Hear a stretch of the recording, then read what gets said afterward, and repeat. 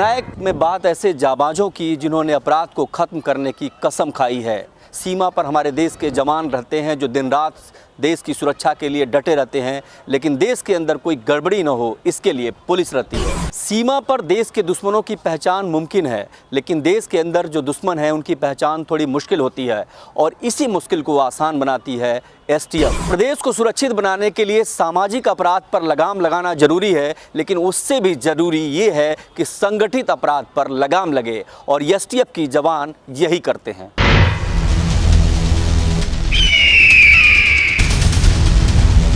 वो बाज की फौज हैं जो हफ्तों तक अपने शिकार पर नजरें गड़ाए रखते हैं, सही मौके की तलाश में और सही वक्त सही जगह पर शिकार मिलते ही एक झपट्टे में काम तमाम। एसटीएफ द्वारा का सृजन किया गया था यहाँ संगठित अपराध के दमन के लिए। ये देखा गया था कि कुछ संगठित आपराधिक गैंग उभर रहे हैं जिनके विरुद्ध कार्रवाई थाना की पुलिस अथवा जो उस समय पुलिसिंग की व्यवस्था थी उसके माध्यम से नहीं किया जा सकता था। ये अपराधियों के खिलाफ पुलिस के ब्रह्मास्त्र हैं।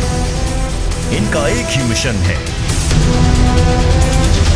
Mafia, gangster, most wanted don, cyber crime जैसे अपराधों के नेक्सस को जड़ से खत्म करना।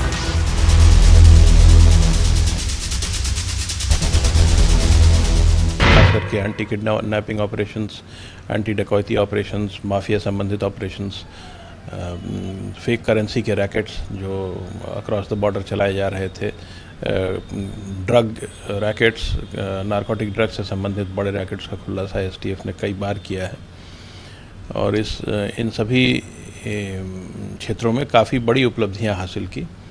जो भी जिस तरह के ऑर्गेनाइज्ड क्राइम है, ऑर्गेनाइज्ड जो क्रिमिनल्स हैं, इनके खिलाफ लगातार एक अभियान चलाकर इनके खिलाफ कार्रवाई कर रहे हैं और इसी क्रम में डिस्ट्रिक्ट पुलिस भी लगातार इन अपराधियों पर दबाव बना रही है।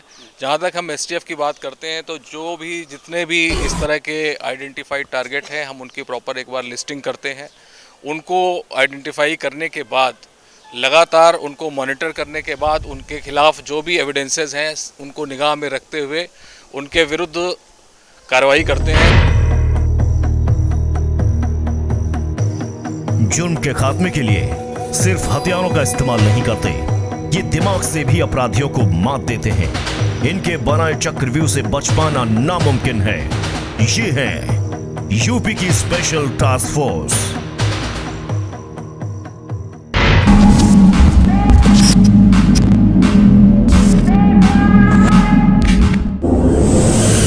यूपी एसटीएफ कैसे काम करती है, इनके काम करने का तरीका क्या है, आज एक्सपोज इंडिया पर हम आपको दिखाएंगे कि यूपी के जाबाज किस तरीके से संगठित अपराध के खिलाफ खड़े होते हैं और बड़े से बड़े ऑपरेशन को अंजाम तक पहुंचाते हैं। इसके साथ ही हम आपको दिखाएंगे कि एसटीएफ किस तरह से काम करती है, कितना बड़ा ऑपरेशन है और किस तरीके की चुनौती है और इस चुनौती का किन रणनीति के तहत सामना करती है।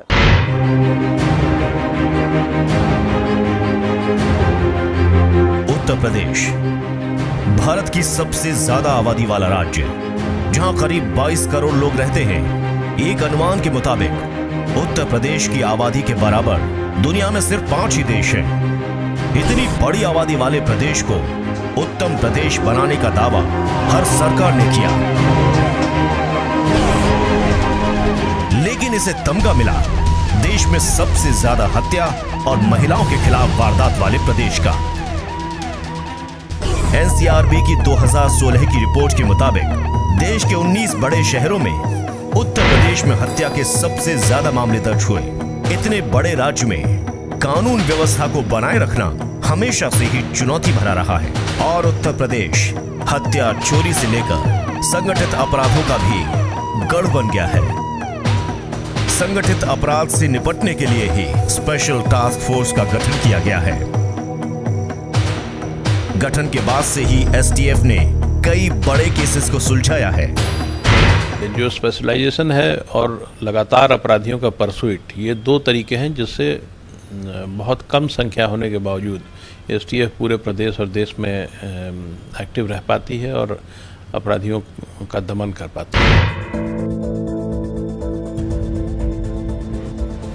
एक्सपोज इंडिया की टीम नोएडा में स्पेशल टास्क फोर्स के हेडक्वार्टर्स पहुंची।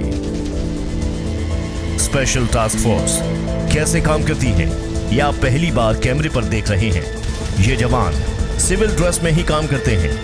एसटीएफ के अफसर ने एक्सपोज इंडिया को बताया कि किसी भी मिशन से पहले टीम पहले ये तय करती है कि अपराध किस तरह का है। क्या ये अपराध आतंकी गतिविधि से जुड़ा है या साइबर क्राइम है? कई बार अपराधी मोबाइल का इस्तेमाल ही नहीं करते हैं। ऐसी हालत में अपराधियों का सुराग लगाना मुश्किल होता है, इसलिए टीम पहले होमवर्क करती है और अपने टारगेट के बारे में छोटी से छोटी जानकारी इकट्ठा करती है और इसके लिए सोशल मीडिया की भी मदद ली जाती है। टारगेट के बारे में जब 1% भी जानकारी इनको मिल जाती है तो उसकी पूरी जन्म कुंडली निकालने में ये माहिर होते हैं। यूपी में इस तरह के अपराध के खात्मे के लिए यूपी पुलिस से ही एसटीएफ के बेहतरीन जवानों का चयन होता है। ये जवान अपनी कार्य क्षमता और रणनीति से बड़े बड़े संगठित अपराध पर भारी पड़ते हैं। तारीख 23 अप्रैल 2018। यूपी एसटीएफ के दफ्तर में वायरलेस पर सूचना मिलते ही खलबली मच गई। फोन की घंटियां बजने लगी। अफरा तफरी का माहौल था। ये खुफिया जानकारी मिली थी एक कुख्यात गैंगस्टर के बारे में जिसका नाम था बलराज भाटी। एसटीएफ और बलराज भाटी का कैसे सामना हुआ, तुरंत फोर्स लगाइए। इसके पहले जान लीजिए कि बलराज भाटी आखिर है कौन। यूपी, हरियाणा और दिल्ली में उसकी खौफ की हुकूमत चलती थी। अलग अलग राज्यों के थानों में इसके खिलाफ दर्ज मुकदमों की फाइलें बढ़ती जा रही थी। वो सिर्फ रहा था और किसी की भी जान उसके लिए कोई अहमियत नहीं रखती थी। ये एक बहुत ही कुख्यात अपराधी था और शार्प शूटर था। सुंदर भाटी गैंग से जुड़ा हुआ था। ये ऐसा शूटर माना जाता था जो कि बस्ट फायर करता था और numbers of bullets continuous fire करता था। 40-40, 50-50 राउंड इन्होंने जो भी विगत में घटनाएं करी हैं उसमें इस तरह से जो जिनको मारा है, इतनी ज़्यादा गोलियां चलाकर मारा है। एक दशक से पुलिस उसकी तलाश में थी और अचानक ऐसे खतरनाक दरिंदे बलराज भाटी के बारे में खुफिया जानकारी मिलना एसटीएफ के लिए बड़ी कामयाबी साबित हो सकती थी। मुखबिर के मुताबिक बलराज भाटी नोएडा के सेक्टर 41 में देखा गया था। बिना कोई वक्त गंवाए एसटीएफ और उत्तर प्रदेश पुलिस की टीम ने घेरा डाल दिया। इंतजार था सही वक्त का। दोपहर का वक्त था और अचानक नोएडा सेक्टर 41 में गोलियों की आवाज गूंजने लगी। खूंखार शार्प शूटर चारों तरफ से घिर चुका था और उसके पास बचने का कोई रास्ता नहीं था। यूपी एसटीएफ, हरियाणा एसटीएफ और नोएडा पुलिस ने जवाबी गोलियां चलाई। हमने उस जगह से उसको हॉट चेज फॉलो अप करना शुरू किया और लगातार फॉलो अप करते करते सेक्टर 50 में लगभग सुबह का ही समय था, 11-11:30 के मेरे ख्याल से समय रहा होगा। और उस समय हॉट चेज में उसकी गाड़ी को ओवरटेक करके रोका गया। वो निकल के भागने लगा। बस उसने भी फायर शुरू किया। एक्सचेंज ऑफ फायर हुआ। करीब 80 राउंड की फायरिंग के बाद आवाज शांत हुई तो लोगों ने देखा कि खौफ और दहशत का दूसरा नाम 2.5 लाख का इनामी बदमाश बलराज भाटी खून से लथपथ जमीन पर पड़ा था और जान की भीख मांग रहा था। इसमें 3 स्टेट से रिवॉर्ड था। उत्तर प्रदेश द्वारा इस पे 50,000 रुपए का पुरस्कार घोषित था। 1 लाख रुपए का इसने एक रैंसम कॉल, 5 करोड़ की रैंसम कॉल दिल्ली में की थी। वहां से दिल्ली पुलिस द्वारा इस पर 1 लाख रुपए का पुरस्कार घोषित किया गया था और हरियाणा द्वारा भी इस पर 1 लाख रुपए का पुरस्कार घोषित था। पुलिस ने बलराज को अस्पताल पहुंचाया जहां उसकी मौत हो गई। बलराज भाटी जेल में बंद सुंदर भाटी गैंग का कारोबार संभालता था। अपराध का एक और अध्याय भाटी की मौत के बाद समाप्त हो गया। नोएडा में एसटीएफ ने गैंगस्टर को जहन्नुम पहुंचाया तो कई ऐसे केस भी सुलझा दिए जो यूपी पुलिस के लिए मिस्ट्री बन चुकी थी और अपराधी को लगने लगा था कि उसकी गर्दन तक कानून के हाथ कभी पहुंच ही नहीं पाएंगे। नोएडा का चर्चित अंकित चौहान मर्डर केस भी कुछ इस तरह का ही था। उसके लिए 2 साल तक यूपी पुलिस ने खाक छानी, लेकिन अपराधियों का सुराग नहीं लगा सके। उस वक्त यूपी पुलिस ने एसटीएफ की मदद ली और एक टैटू के सुराग से कातिलों को ढूंढ निकाला। और सीबीआई ने इस केस को वर्कआउट करने के लिए और जिन्होंने इस अपराध को कारित किया है उनको पकड़ने के लिए 5 लाख रुपए का रिवॉर्ड भी डिक्लेयर किया था। हमारी एसटीएफ की नोएडा यूनिट इस पर भी लगातार काम करती रही और इस केस को वर्कआउट करने में सफलता मिली। इससे संबंधित जितने भी क्रिमिनल्स थे वो नैप किए गए। संदिग्ध है, अपराधी होने की संभावना है। एसटीएफ जब किसी केस को हाथ में लेती है तो उसकी तह तक पहुंचकर और सच को बाहर निकालने के बाद ही दम लेती है। यही वजह है कि अब एसटीएफ का दायरा हत्याकांड, आतंकी साजिश तक सीमित नहीं रहा। अब मनी लॉन्ड्रिंग और साइबर क्राइम जैसी पेचीदा केस को भी सुलझा रही है।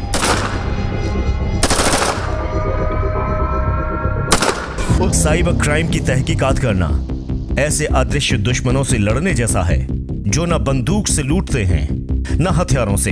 इनका हथियार है इंटरनेट, जिसकी मदद से हजारों किलोमीटर दूर बैठे आपके बैंक अकाउंट खाली कर देते हैं। ये कभी 7 समुंदर पार से बैठकर ऑपरेट कर रहे होते हैं तो कभी शहर के बीचों बीच ही अपना ठिकाना बना लेते हैं और इसका पता लगाना रेत में सुई ढूंढने की तरह होता है। ऐसे साइबर क्राइम करने वाले अपराधी भी एसटीएफ की नजरों से नहीं बच पाते। करीब 3,700 करोड़ की ठगी कर देश को हिला देने वाले एवरेज सॉल्यूशन का खुलासा भी एसटीएफ ने ही किया। 90 दिनों में अरबों रुपए का काला साम्राज्य शातिर दिमाग महाठग अनुभव मित्तल ने खड़ा कर दिया था। शातिर दिमाग अनुभव मित्तल ने अपने 2 साथियों के साथ मिलकर डिजिटल मार्केटिंग कंपनी खोल ली और इंटरनेट पर लाइक करने की स्कीम के जाल में हजारों लोगों को फांस लिया। साजिश की स्कीम में 7 लाख से ज्यादा लोग फंस गए और अपनी जमा पूंजी गंवा दी। अरबों का ये घोटाला सामने आया तो एसटीएफ की टीम ने पूरी तफ्तीश के साथ इसके मास्टरमाइंड को धर दबोचा। लाइक्स फॉर लाइक करके एक socialtrade.biz के नाम से एक प्लेटफॉर्म पे एक एबलेज इन्फो सॉल्यूशंस नाम की एक प्राइवेट कंपनी थी। ये लोगों को मिसलीड करके धोखा देके एक जालसाजी का इन्होंने एक प्लेटफॉर्म क्रिएट कर रखा था और इस पर एसटीएफ ने काम किया और काम करने के बाद उसको महत्वपूर्ण सफलता मिली।